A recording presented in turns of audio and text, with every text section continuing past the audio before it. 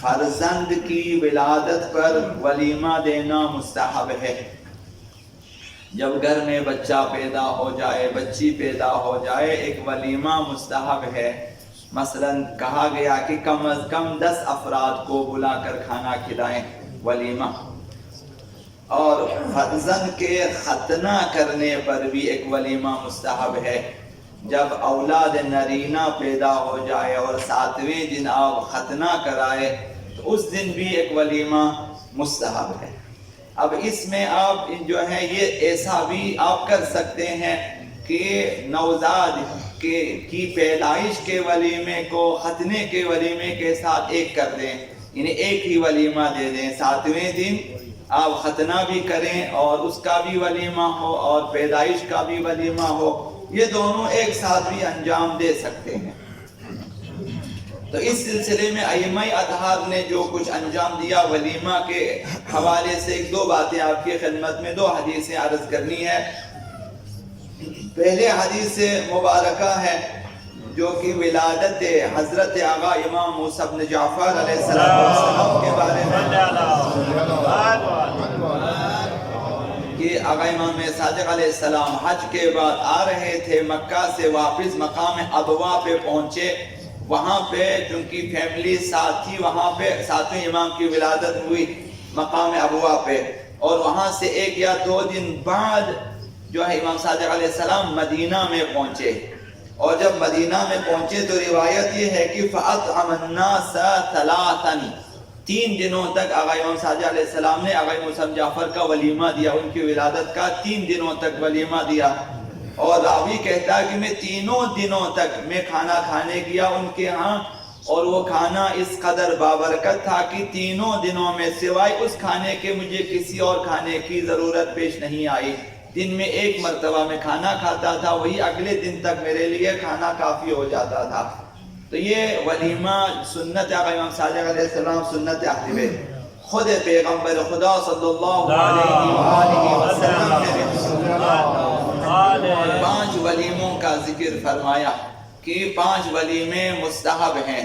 فرمایا لا ولیمۃ الا فی 5، کہ 5 چیزوں میں ولیمہ ہے، اس کے علاوہ ولیمہ نہیں ہے، 5 چیزوں میں۔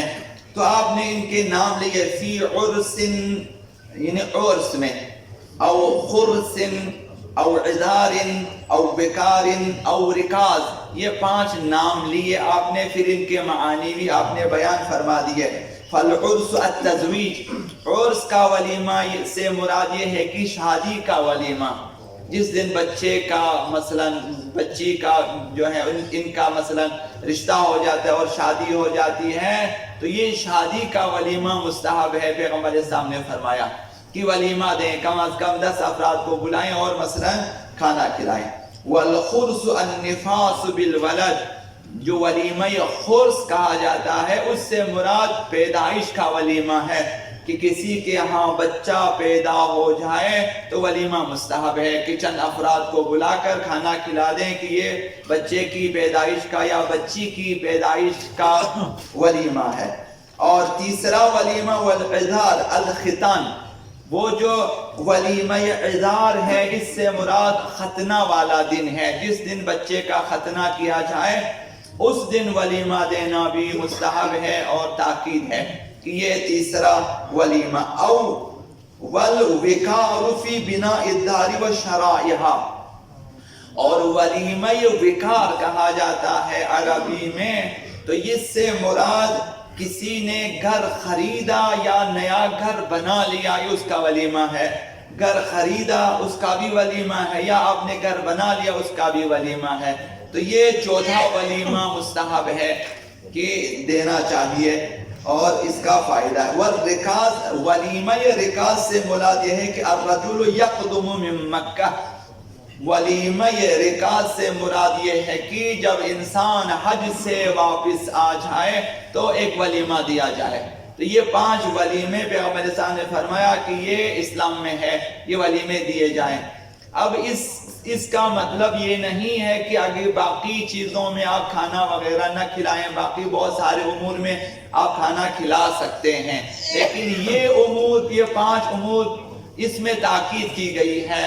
بچے کی ولادت کا ولیمہ، بچے کے ختنے کرنے کا ولیمہ، اور اسی طرح سے جو ہے شادی کا ولیمہ، اور اسی طرح سے گھر خریدنے کا، اور اسی طرح حج سے واپسی کا، یہ 5 ولیمے مستحب ہے۔